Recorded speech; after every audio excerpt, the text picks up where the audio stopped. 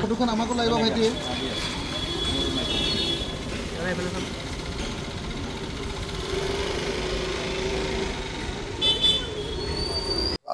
মানে আমাৰ কা আন্দোলন যেটো আছিলে তাৰ প্ৰথমটো গোচৰ এটো আছিলে গোটে অসমতে আমাৰ যেটো কা আন্দোলন হৈছিলে সেই আন্দোলনত যিবিলাক গোচৰ লাগিছিলে তাৰ প্ৰথম গোচৰটো জৰহাটৰ এই গোচৰটো আছিলে আৰু এই গোচৰটো আমাৰ এডভোকেট হেমেন বৰা ডাঙৰীয়া এডভোকেট সুদীপ্ত গোস্বামী ডাঙৰীয়া এডভোকেট ধ্ৰুৱজ্যোতি বৰা ডাঙৰীয়া তেখেতসকলে আমাৰ হৈ বিনামূলীয়াকৈ এক পইচাও নোলোৱাকৈ জাতীয় স্বাৰ্থত কা আন্দোলনকাৰী গোটেইবিলাক গোচৰ তেওঁলোকে বিনামূলীয়াকৈ হেৰি কৰিছিলে হিয়াৰিং কৰিছিলে তেখেতসকলে ওকালতি কৰিছিলে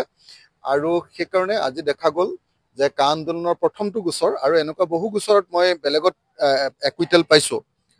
কিন্তু এটো জৰহাটৰটোই আছিলে প্ৰথম গোচৰ আৰু 19 চনৰ পৰা এতিয়ালৈকে এটো 25 চন 6 বছৰৰ পাছত এই গোচৰটো শেষ হ'ল আৰু আজি আটাইতকৈ ভাল লাগিছে যে মোৰ প্ৰথমটো গোচৰ য'ত মোৰ লগতে আমাৰ ৰাইজৰ দলৰ আমাৰ যুৱ বাহিনীৰ সভাপতি লক্ষ্য গগৈ আছে য'ত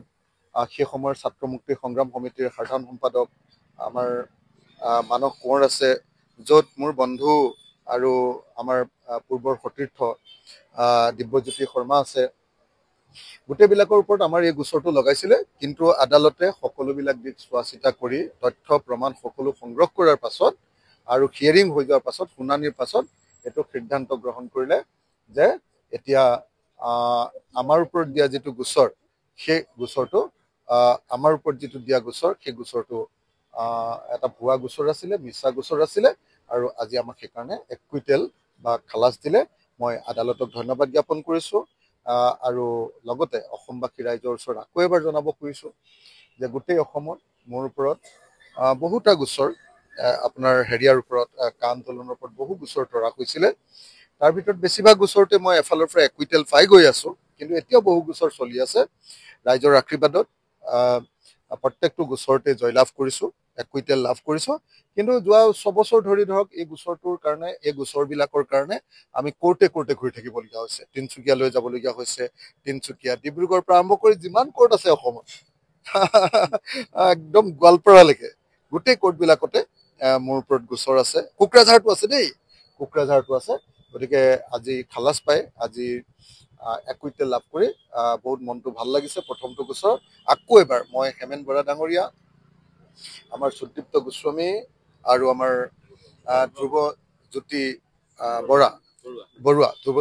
ডাঙৰীয়া তেখেতসকলক ধন্যবাদ জ্ঞাপন কৰিছো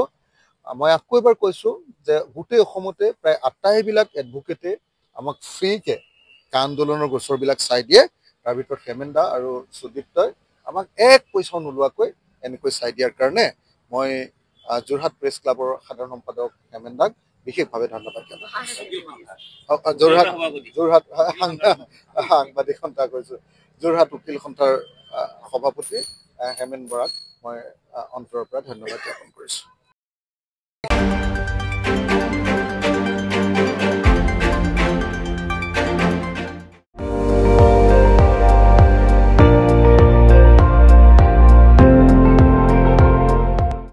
আপুনি চাই আছে ND24